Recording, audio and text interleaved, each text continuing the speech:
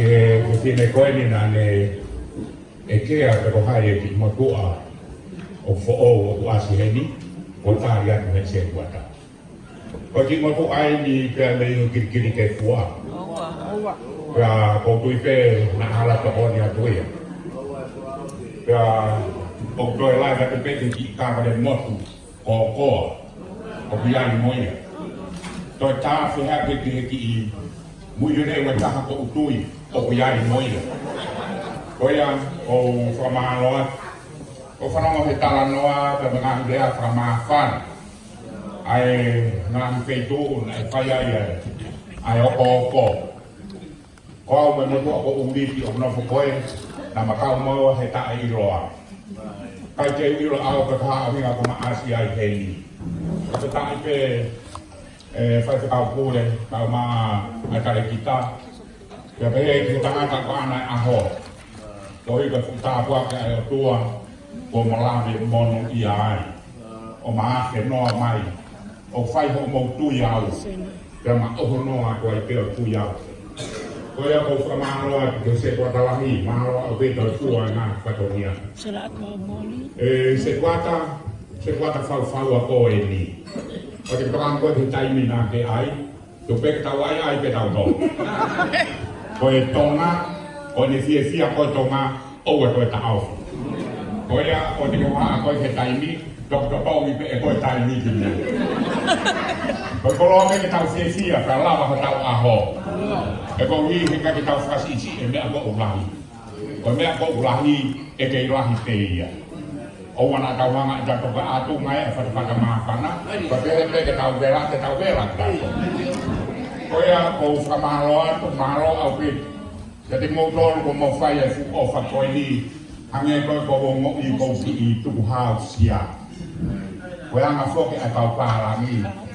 Koe mālo ka mao haki lai piskete. Ke e moa ki inputi.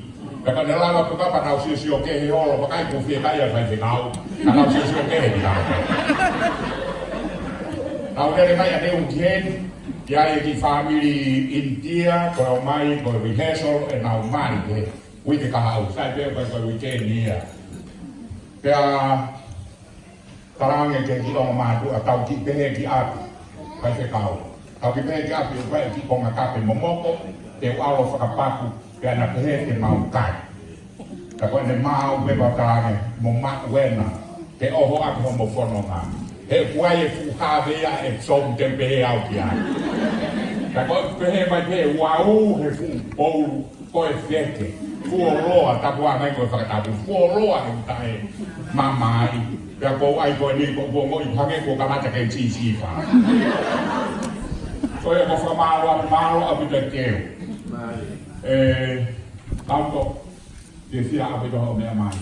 Kua te whia, koe kohi ko hata kau ngā api pe.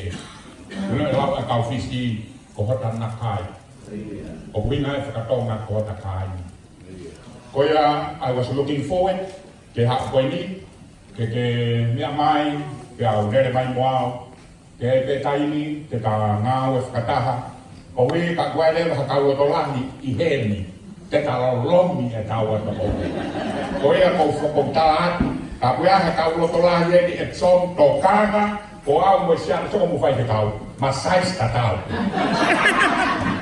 O tō me mea pa hoana te mua ko makaiwa ke tau sumbo ki tau tō. Koia e namto, o tui a kuia, mo ki haku koia ke matawai, ko matawakai koia o tatak mai. Kia hange te koe hirwa ko manako ai koe se tuatalahi.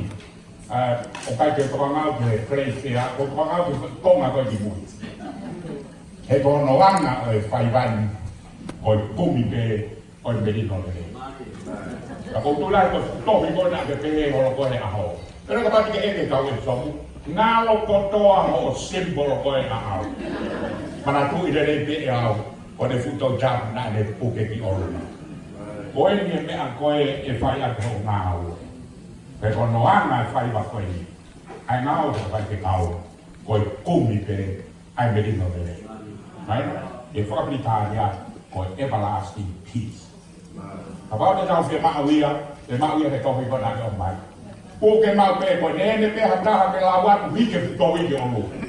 Ko ne ati pe hata ke la wa hike ko wi yo lu. O ya ke ha u symbol o tu i symbol of ministry and manatu fu lo ki ai a kai ma ko ni. Fakatoa, my 2.5 minutes is over. Thank you. See you next time.